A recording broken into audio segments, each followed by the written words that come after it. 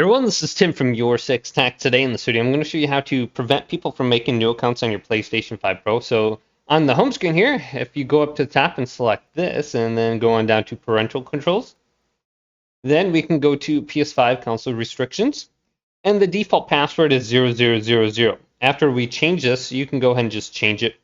But at the top, it says User Creation and Guest Login. Prevent people from creating users or logging in as a guest on this PS5. So we can decide if we want to allow this or don't allow.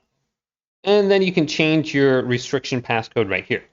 But this will stop people from creating new users on your PlayStation 5. So you can look at my PlayStation.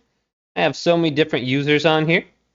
So if you have multiple people in the house and a lot of them like to just do things, well, go ahead and just prevent them from creating a new user. Hopefully this video did indeed help you out.